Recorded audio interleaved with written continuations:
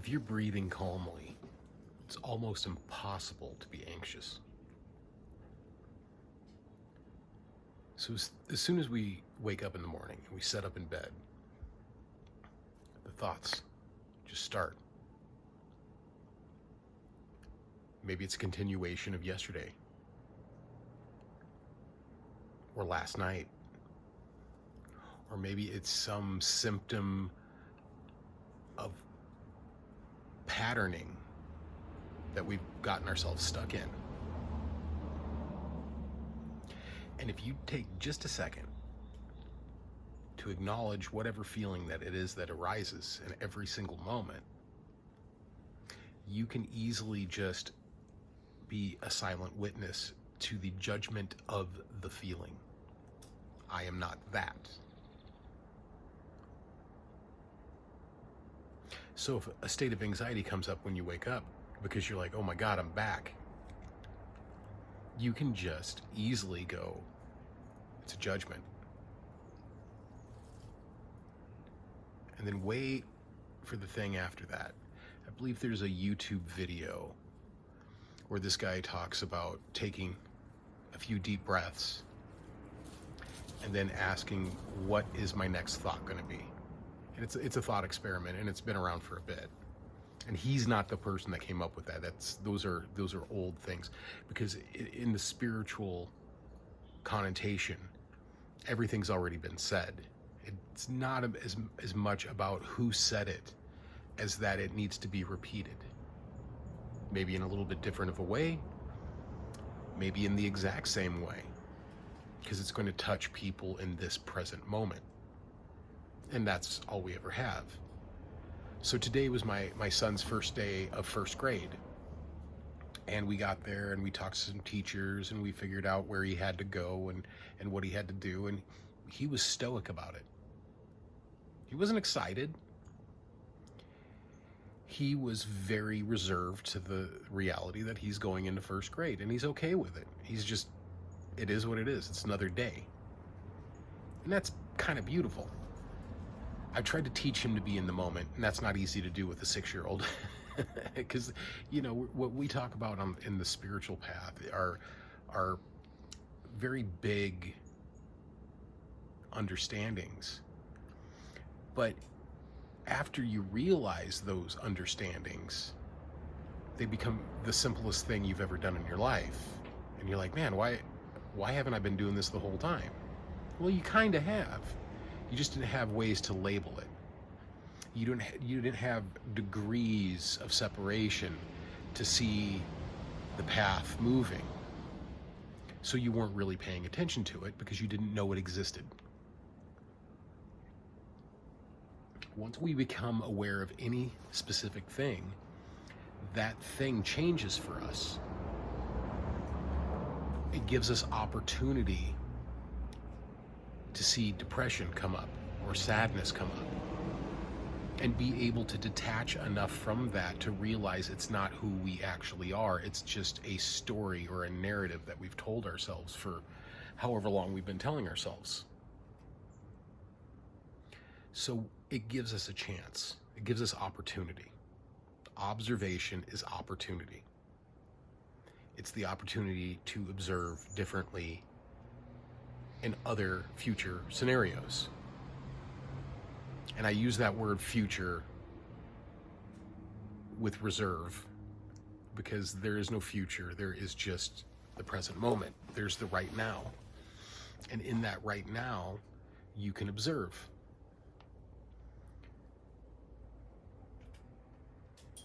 And sometimes you can observe and report. That's why I find journaling very helpful. It allows you to get the stuff out and down, and it kind of solidifies it in a way where you don't really have to maintain the memory of it. Most people are afraid of ego death, or because there's not just the one, right? But most people are afraid of ego death or awakening, spiritual awakening, psychological awakening, because they're afraid that they're going to lose themselves. And that's a very real fear. But the underlying reality is there was never anything to lose. You don't lose your story. You don't lose the people that pass away in your life. You gain a new resemblance to them. You take the best parts of them and you bring them onto yourselves. If you're doing it right. You remember the best things about the people that pass on, and you try to incorporate that into your own life. And then maybe with some practice, you get to be a completely different version of yourself. And even more practice reveals that there wasn't anything other than the self. Because deep at your core, in your heart, you've always kind of been who you always have kind of been. Compassionate, loving, peaceful. We are just encountering different situations to grow consciously. And if that's all there is to it, what the fuck are you worried about? It doesn't matter if you go on to a new job or a new relationship. It doesn't matter if you're living in an apartment or a house. It doesn't matter if you're maybe living in your car. You are still you. You are still the self. And no matter what comes up, you will always be that self. There was never a time that you weren't. There were times you were pretending you weren't. There are times that we don't want to be.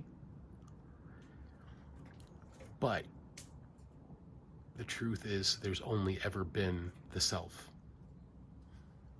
Not the personality. Not the ego. Not the goings on in the mind, the chattering, the monkey mind. There's always just been this peaceful observation of what you're doing in any given moment. And it makes it much, much easier just to let people do the things they're going to do, because it's not personal. So what? That friendship broke and that person moved on. It doesn't matter. As long as you loved them, you cared for them, and you were honest and authentic with them and yourself while you were interacting with them, it's all good. Let the first rule be do no harm. Do no intentional harm. Don't try to teach them a lesson. Don't try to get them to see from your point of view. Just be kind. Tell people what they mean to you. And take that with a grain of salt, because not all people are going to be receptive, right? I mean, that's just the way it is. Some people are just not going to hear you. I remember early on when I first started on quote unquote path, making a daily meditation routine and doing things with a spiritual connotation and creating little rituals. It was so profound, it was so big that I wanted to share it with everybody. Like, I found the answer. It was that eureka moment. And you want to share that because you think that that's kindness, but it's actually not. In many cases, people can't hear you anyway. They're not going to hear, or it's going to sound crazy. How do you know there's a God? Well, it's inside of me, and I discovered it. But you can't tell certain people that. I'm a firm believer in the law of attraction. Things will come to the people that they need to come to. So this video will be seen by the people who need to see it. You will just see it if it's meant for you. And that's with everything. And we try to make that sound mystical. But it's not mystical. You're just vibrating at a certain level, and those things will start popping up in your feed. And I mean, I would be worried if I suddenly had a couple 100,000 views on one of my videos. It would probably make me take a step back and go, what did I do wrong? Because I don't think this is meant for just the common audience. Self-discovery is a very intimate journey. It's very individual. That's why there is really no wrong steps. You don't make mistakes. You do things purposely. And you do them purposely because you kind of already know what direction you're headed. You already know where you're going. You already know the answer. No matter how freaked out you are, how worried you get, you already kind of know what direction you need to head. So the law of attraction is basically what's meant for you will fall into your lap. You can worry about it, you can freak out about it, you can be happy and joyful about it, get excited. It's not going to matter. Whatever feelings you're having, whatever feelings that arise because of the situation that you're in, isn't going to change the situation that you're in. Only absolute deep commitment to self-realization will allow that to aspire in another level. And so everything that happens to us is meant for us, even the bad things. Because on this path, you already know that it's not about trying to get rid of all the negative thoughts so there's only positive thoughts. It's trying to get rid of those positive thoughts too. And you're like, well, what's the point of life? The point of life is to experience it as fully as possible. So when you have feelings, let them come up, experience them, become them to the fullest extent. So it's kind of like the biblical story of the Wailing Wall and how people would wail in front of this wall.